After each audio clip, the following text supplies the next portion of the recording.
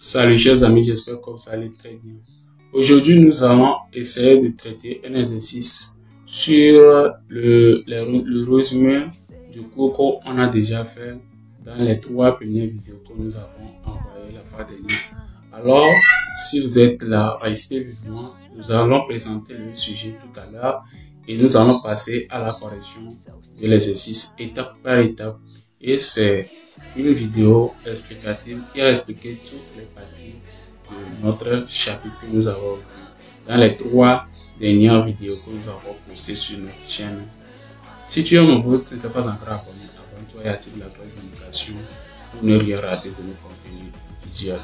Voici l'exercice du jour.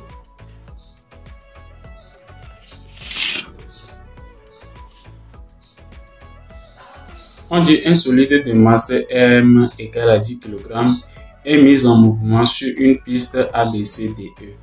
La partie ABC est un arc de circonférence de rayon petit r égale à 100 cm de rayon de centre O. Θ est égal à πr. BC est une partie rectiligne horizontale et de longueur R. CD est rectiligne incliné d'un angle alpha par rapport à l'horizontale DE. Toute la trajectoire est située dans un plan horizontal. On prendra G est égal à 9,8 dans le système international et on admettra qu'il existe des forces de frottement de valeur constante F sur la piste ABC. Sur la partie CDE, ces forces sont négligeables. Le solide part de A sans vitesse initiale. Exprimer les vitesses VB et VC du solide S au point B et C en fonction de la masse de G, de F, de R et de θ. Déterminer l'expression littérale et la valeur numérique de F pour que le solide arrive au point C avec une bivaleur nulle. Le solide aborde la partie CD qui est VC donc égal à 0 et arrive en D avec une vitesse VD égale à 10 mètres par seconde. Calculer la hauteur H qui est donc égale à CH. Avec quelle vitesse VE le solide S atteint-il le point E? Au point E, le solide heurte un autre solide S' de masse M' égale à M sur 2, initialement au repos en E. En supposant que le choc est élastique, calculer les vitesses V1 de S et V2 de S' après le choc. Donc voici se présente notre exercice. Retrouvons-nous dans la vidéo pour la résolution et la correction de cet exercice. Merci beaucoup. On se retrouve tout à l'heure. Voici, on se retrouve pour la correction de l'exercice. Comme on l'a déjà dit, la masse du solide va permettre la correction.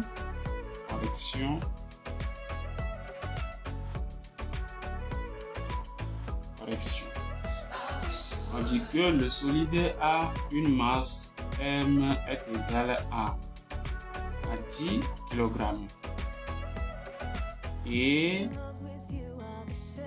et l'arc AB est de rayon petit r est égal à 100 cm et l'angle θ est égal à πr et la longueur BC est égale à petit r et on dit que F est constante.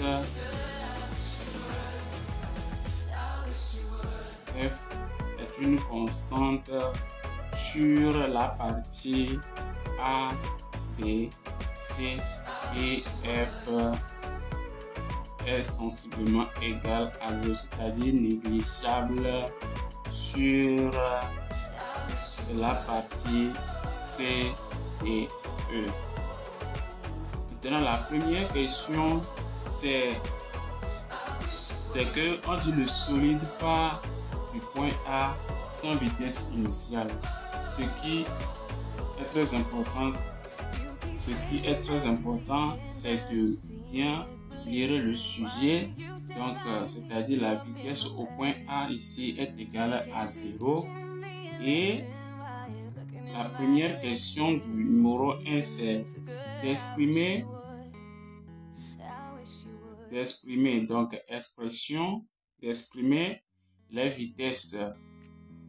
vitesses VB et VC du solide au point B, et c'est en fonction de quoi?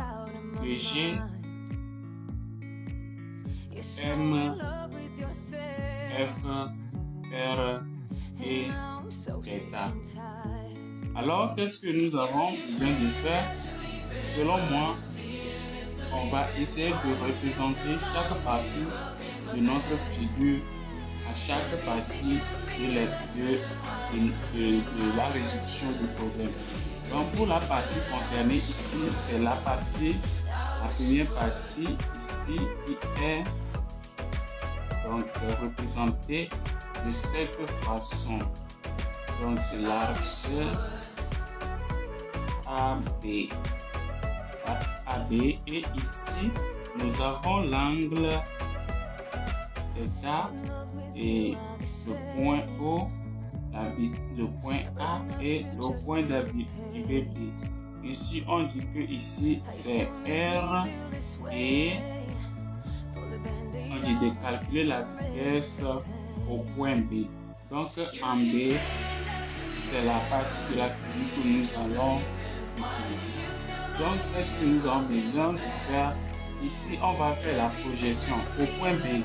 Il y a quoi? Il y aura le poids du solide qui va être représenté de cette façon. Le poids, il y aura quoi? Il y aura la force F, petit f, donc qui sera représenté de cette façon. Et il y aura quoi? Il y aura le R. Il y aura R qui sera représenté de cette façon. Et là, qu'est-ce que nous avons besoin de faire? Nous avons besoin de faire quoi? Je dis d'utiliser le TC, le théorème de l'énergie cinétique. Donc, après, on a besoin de faire quoi? De projeter, de faire la projection du point B sur la partie OA de façon orthogonale pour avoir un angle droit ici. Et là, cette partie, c'est notre H. C'est notre H. Alors, on va appliquer le théorème de l'énergie cinétique. Le théorème de l'énergie cinétique est quoi? Que la variation de l'énergie cinétique entre le point A et B est égale à la somme des forces extérieures appliquées au solide entre le point A et B. Alors, pour cela, ça veut dire que nous aurons quoi? Cette formule est traduite de cette façon: 1 demi M VB au carré moins VA au carré est égal à quoi? Est égal à travail de force, la somme des travaux de force, vous allez m'excuser, donc travail de force donc de P allant de A vers B plus travail de R allant de A vers B plus travail de F allant de A vers B. Ici, R est donc égal à 0 et nous allons donc partir de cette formule donc déduire notre VB. Ici, on sait que la vitesse au point A est égale à 0. Donc ici, ça nous revient 1 demi de M VB au carré est égal à quoi? Est égal à M G H. Donc ici, le travail de F est égal à quoi? Est égal à moins F, c'est-à-dire qui est opposé au sens du déplacement du solide, donc multiplié donc par l'arc AB.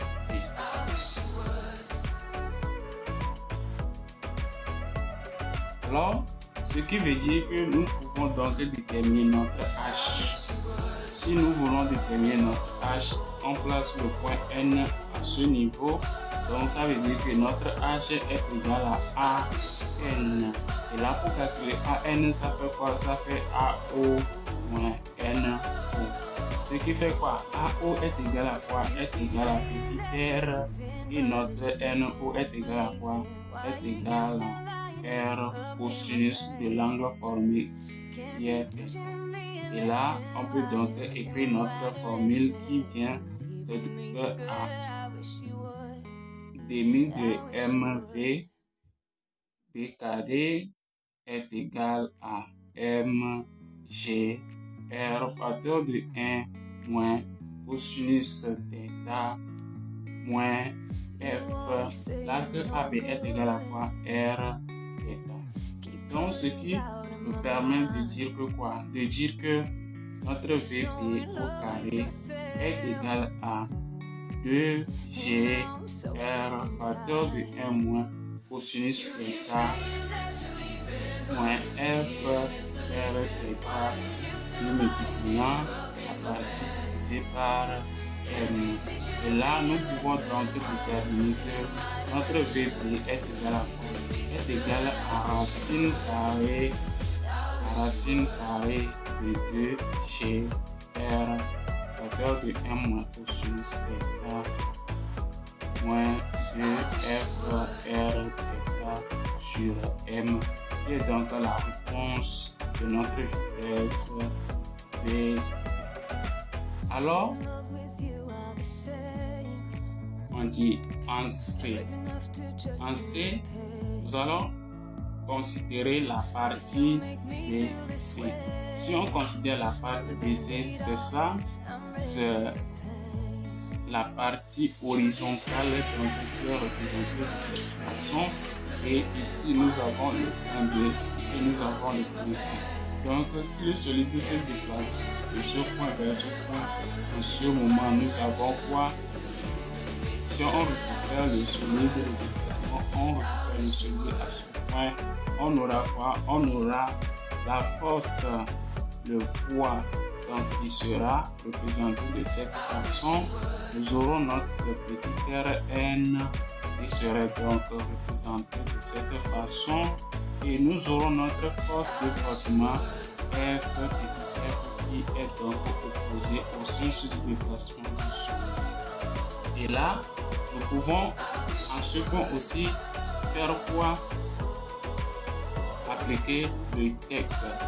Et si nous appliquons le TEC, on aura 1 demi de M VC carré moins V B carré est égal à quoi? Travail de force de P allant de B vers C plus travail de R allant de B vers C plus travail de F allant de B vers C. Donc à ce niveau, nous aurons donc quoi? 1 demi de M VC carré moins VB carré est égal à quoi? Est égal à 0. Ici 0 parce que P est perpendiculaire au plan et R aussi est perpendiculaire au plan. Donc à ce niveau, étant donné que F se déplace dans le sens positif, dans le sens opposé du déplacement, donc ça fait moins F fois la longueur du BC qui est donc R. Et là, nous pouvons dire donc pourquoi notre VC carré moins VB carré est égal à quoi? Est égal à moins 2FR sur petit m. Alors on peut tirer notre VC qui est donc égal à racine carrée de moins 2FR sur m plus VB au carré.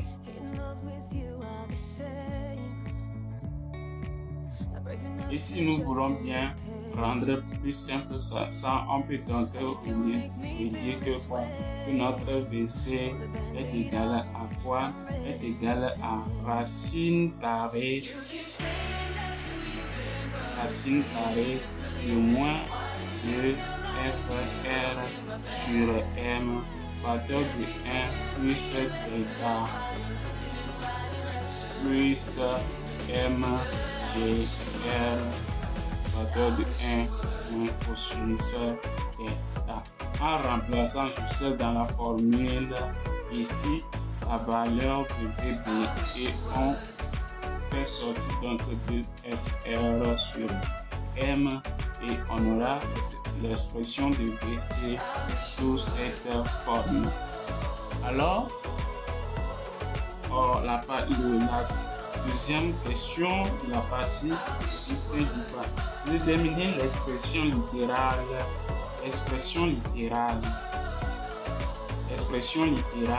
de F et son intensité, c'est-à-dire la valeur numérique. Mais ici, nous n'allons pas faire le calcul numérique, donc on va déterminer l'expression littérale petit f et vous-même vous allez utiliser votre calculatrice pour déterminer. Donc, pour que le solide arrive au point C avec une vitesse nu, c'est-à-dire qu'il faut que VC soit égal à 0 pour pouvoir déterminer F. En ce moment, on va dire quoi? VC étant donné que égal à 0, alors ça veut dire que VC carré est égal à 0 et ce qui nous permet de dire que quoi? De dire que moins 2FR sur M facteur de 1 plus delta est égal à quoi? Est égal à mgr facteur de 1 moins cosinus delta. Et là, ça veut dire que quoi? Nous pouvons tirer notre petit f qui va être donc égal à quoi? Est égal à m sur 2r facteur de 1 moins 1 plus delta multiplié par mgr facteur de 1 moins cosinus delta. Donc ici, on peut simplifier petit r. Et là, F, nous avons donc M carré ou bien G, M carré, facteur de quoi? De 1 moins cosinus delta sur donc quoi? 2 multiplié par 1 plus angle carré. Et on aura donc l'expression de petit f. La partie 2 qui peut quoi? On dit que le solide aborde. Le solide fait quoi? Le solide aborde ici la partie CD avec une vitesse VC égale à 0 et arrive en D avec une vitesse VD égale à combien? 10 mètres par seconde. Maintenant, on demande de calculer la hauteur.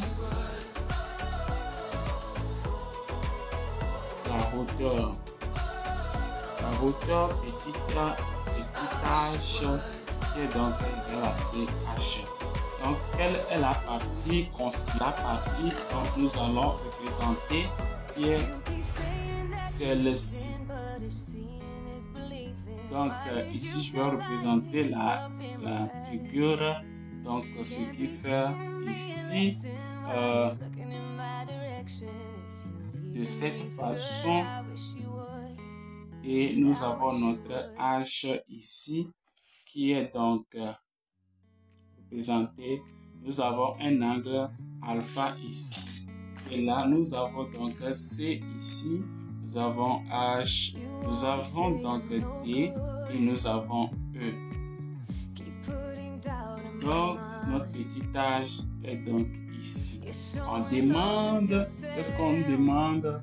On nous demande de calculer la hauteur H. En appliquant à ce point l'énergie cinétique entre C et D, nous serons à dire que quoi? 1 demi de M VD au carré moins VC au carré est égal à quoi? Est égal à la valeur de force,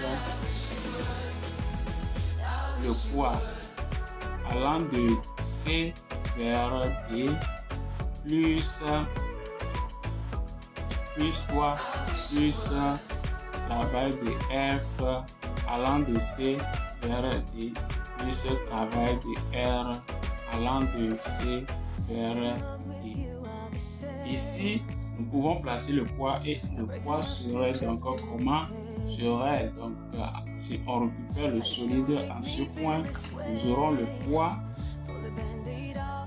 qui va être représenté de cette façon et nous aurons une réaction du plan qui serait donc quoi perpendiculaire au plan. Ça serait donc perpendiculaire, donc on va former un angle ici, donc R, on a R et notre petit F. Alors qu'on dit que sur la partie CDE, notre petit F est donc négligeable. Ici, étant donné que R est perpendiculaire au point, est donc égal à 0. Ici, on dit que le solide arrive en VC avec une vitesse 0, donc ça fait vitesse nulle, donc VC est égal à 0. Et là, il nous reste qu'à dire que quoi, 1 demi de M VD au carré est égal à quoi? Étant donné que le solide est en train de descendre, donc ça fait MGH. Et là, nous avons donc VD au carré est égal à quoi? Est égal à 2GH. Et là, nous pouvons donc déterminer notre H donc, qui est égal à CH, qui est donc égal à quoi? VD au carré sur 2G. Et là, vous pouvez donc faire l'application numérique. Donc, si nous prenons la partie, la deuxième question de la deuxième partie, on dit avec quelle vitesse VE le solide S atteint le point E. Donc, il demande de déterminer la vitesse VE. Donc, qu'est-ce que nous avons besoin de faire? Si nous revenons sur la partie ici, et que nous plaçons notre solide ici, nous allons trouver que quoi? Que le poids serait dirigé de cette façon, R de cette façon. Et là, étant donné que le poids est perpendiculaire au plan et R aussi étant perpendiculaire au plan, alors que le petit f ici est égal à 0, alors ça veut dire que le travail de P est égal à 0, le travail de R est égal à 0. Donc si nous appliquons donc notre théorème de l'énergie cinétique ici, on aura 1 demi de M VE carré moins VD carré qui est donc égal à quoi? Égal à 0. Donc ça veut dire que la vitesse au point E est égale à quoi? Est égale à la vitesse au point D qui est donc égale à quoi? Égale à 10 mètres par seconde. Si nous prenons la partie 3, on dit que quoi? Au point E, le solide est un solide, un autre solide S' de masse. S' de masse, terme prime égale à M sur 2. Initialement au repos au point E. Donc ça veut dire que VE, V2, V' E est égal à quoi? Est égal à 0. En supposant que le choc est élastique. Choc élastique.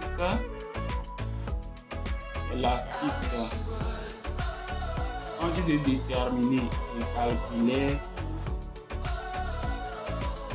V1 et V2. V1 du solide S et V2 du solide S'. Après le choc. Après que le choc ait lieu. Donc, à ce niveau, qu'est-ce que nous avons besoin de faire? On aura besoin d'utiliser la quantité du mouvement, l'expression de la quantité du mouvement et aussi la conservation de l'énergie cinétique. La conservation de la quantité du mouvement et la conservation de l'énergie cinétique. Donc, ça veut dire que quoi? On aura P avant est égal à P après. Et l'énergie cinétique d'avant est égale à l'énergie cinétique d'après. Donc, si nous prenons le cas de P avant égale à P après, on aura à dire que quoi? On aura à dire que quoi? Nous aurons S seulement. Lors du déplacement, on a que S, c'est-à-dire que le S' est donc limité à ce point. Donc, avant le choc, on aura juste M, P, E.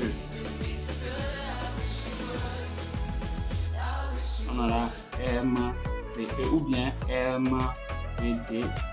Je dis MVD est égal à quoi? Est égal maintenant à MV1. Après le choc, donc la S prend la vitesse V1 et après le choc, S prend la vitesse. S' prend la vitesse quoi? Prend la masse M' donc qui est donc égal à M sur 2, donc V2. Et là, on a fait pour la conservation de l'énergie. On a fait pour la conservation de la quantité de mouvement. Donc pour l'énergie cinétique, donc à ce que ça fait 1 demi de M V2 carré est égal à 1 demi de M V1 au carré plus 1 demi de M sur 2 V2 au carré.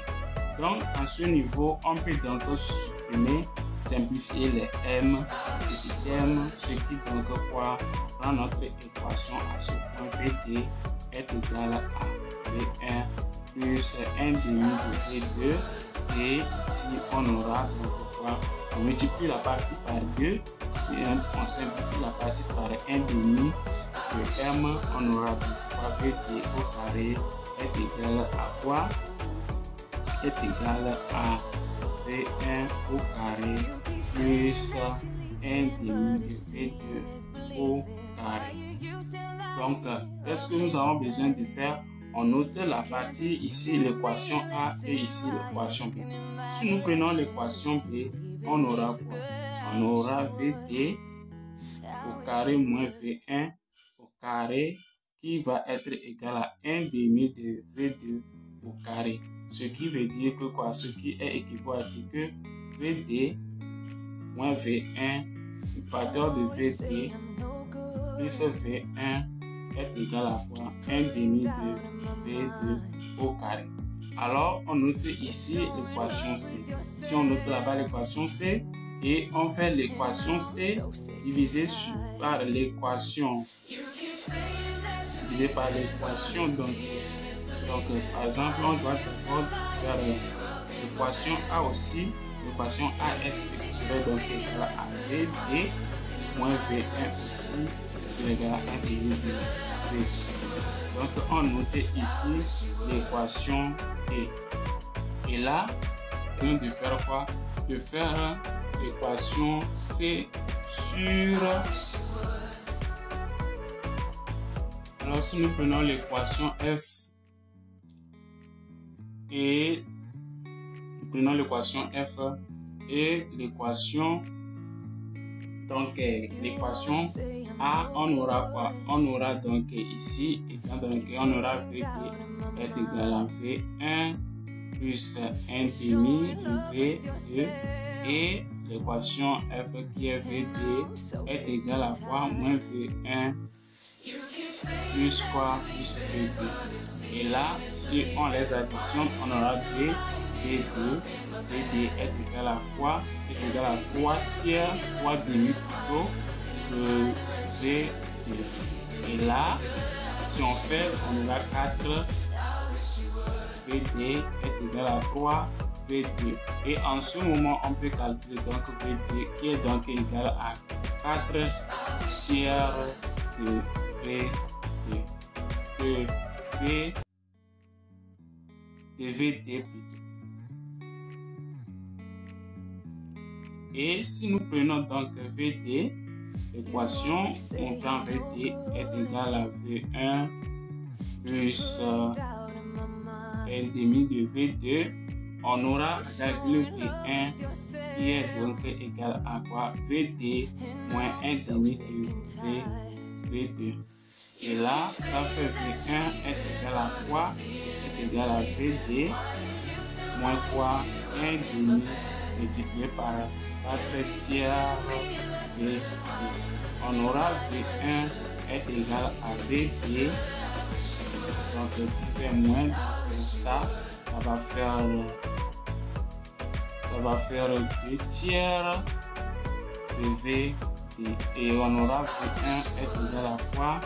VD facteur de 1 moins 2 tiers VD. moins 2 tiers. Donc V1 est égal à quoi? Est égal à 1 tiers de VD. Là, nous avons fini de faire l'exercice. Alors, si tu as aimé cette vidéo, abonne-toi et active la communication. Partage cette vidéo entre tes amis et n'hésite pas à s'abonner, à nous dire dans les commentaires quelle est ta proposition, comment tu as fait, particulier. Alors, si tu n'étais pas encore abonné, on se retrouve dans les autres vidéos où nous allons continuer le résumé et la résolution des exercices scientifiques. Chimie. Ciao.